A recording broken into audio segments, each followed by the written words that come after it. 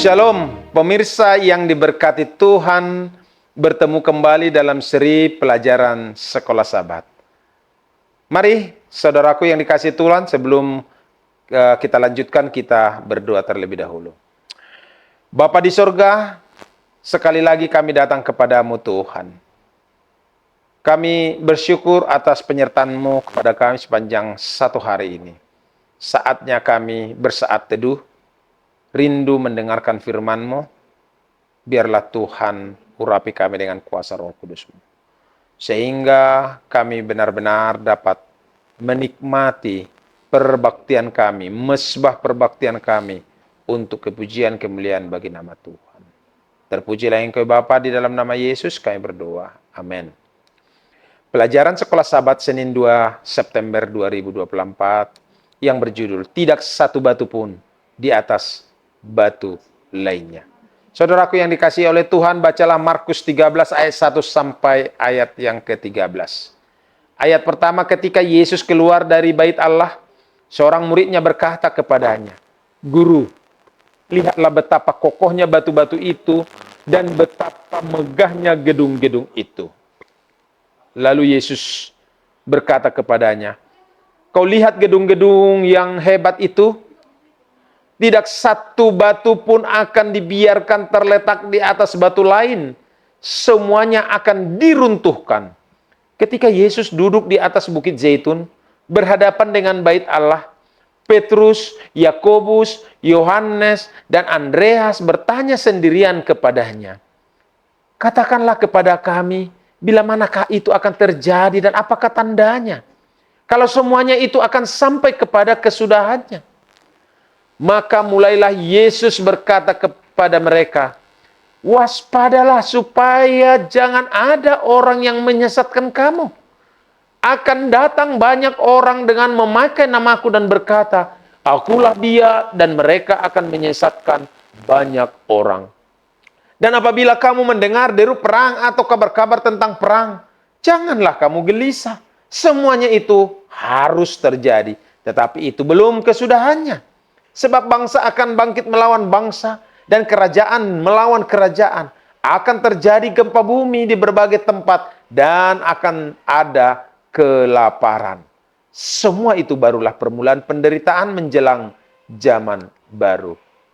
Tetapi kamu ini hati-hatilah, kamu akan diserahkan kepada majelis agama, dan kamu akan dipukul di rumah ibadat, dan kamu akan dihadapkan ke muka penguasa-penguasa dan raja-raja karena aku, sebagai kesaksian bagi mereka. Tetapi Injil harus diberitakan dahulu kepada semua bangsa. Dan jika kamu digiring dan diserahkan, janganlah kamu khawatir akan apa yang harus kamu katakan. Tetapi katakanlah apa yang dikaruniakan kepadamu pada saat itu juga. Sebab bukan kamu yang berkata-kata, melainkan Roh Kudus. Seorang saudara akan menyerahkan saudaranya untuk dibunuh. Demikian juga seorang ayah terhadap anaknya. Dan anak-anak akan memberontak terhadap orang tuanya dan akan membunuh mereka. Kamu akan dibenci semua orang oleh karena namaku. Tetapi orang yang bertahan sampai kesudahannya, ia akan selamat. Saudaraku yang dikasihi oleh Tuhan, bagaimanakah tanggapan para murid terhadap pernyataan Yesus tentang bait suci? Dan apakah pentingnya jawaban Yesus kepada mereka? Seperti yang telah kita ketahui, kompleks bait suci sesungguhnya adalah suatu bangunan yang menakjubkan. Yosefus mencatat bahwa serambi kerajaan di sisi selatan kompleks memiliki 162 pilar.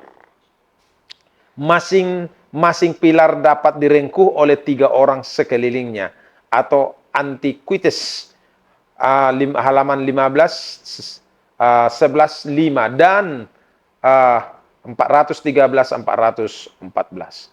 Yesus berkata bahwa semuanya akan diruntuhkan. Nubuatan mengenai bangunan menakjubkan ini bagi pendengarnya akan terdengar seperti kiamat dunia. Ketika perhatian Kristus tertarik atas keindahan bait suci itu, apakah gerangan pikiran yang tidak terucapkan dari Dia yang ditolak itu? Pemandangan di hadapannya sungguh indah. Tetapi ia mengatakan dengan penuh kesedihan, "Aku melihat semuanya. Bangunan itu memang ajaib. Engkau menunjuk pada tembok ini sebagai suatu yang tampaknya tidak dapat dibinasakan. Tetapi dengarlah perkataanku, harinya akan datang bila satu batu pun di sini tidak akan dibiarkan terletak di atas batu yang lain. Semuanya akan dirintukan." Dapat kita baca di dalam Alfa dan Omega jilid 6 halaman 262. Saudaraku yang dikasihi oleh Tuhan, para murid ingin mengetahui kapan ramalan yang Yesus telah buat ini akan terjadi. Demikianlah dalam Markus 13 ayat 4, sekelompok kecil Petrus, Yakobus, Yohanes, dan Andreas menanyakan waktunya kepada Yesus. Mereka ingin mengetahui kapan semuanya hal ini akan terjadi dan apa tandanya bila hal itu akan terjadi. Hal yang menarik perhatian dalam Markus 13 ayat 5-13 adalah bahwa Yesus menghabiskan sebagian besar waktunya bukan untuk menggambarkan kehancuran Yerusalem, melainkan untuk memperingatkan murid-muridnya tentang apa yang dapat mereka harapkan dalam pelayanan mereka untuk mendirikan gereja Kristen mula-mula. Kedengarannya, ini pun bukanlah sesuatu yang mudah. Kenyataannya mereka akan dianiaya, diadili, dan beberapa akan dibunuh. Namun melalui semua ini Yesus menunjukkan bahwa waktunya belum tiba. Saudaraku yang dikasihi oleh Tuhan, mereka tidak boleh tertipu oleh peristiwa-peristiwa yang bergejolak. Lagi pula, Roh Kudus akan memberi mereka kata-kata untuk diucapkan pada saat yang tepat. Bahkan ketika keluarga dan teman-teman meninggalkan mereka, yang dapat disimpulkan dari kata-kata pendahuluan nubuatan Yesus ini adalah bahwa umat Allah tidak perlu takut terhadap kekacauan dan pencobaan. Mereka harus berjaga-jaga karena Roh Allah akan membawa mereka melewati kesulitan. Apakah yang telah terjadi? Pengalaman Anda sendiri dengan pencobaan yang timbul karena mengikut Yesus?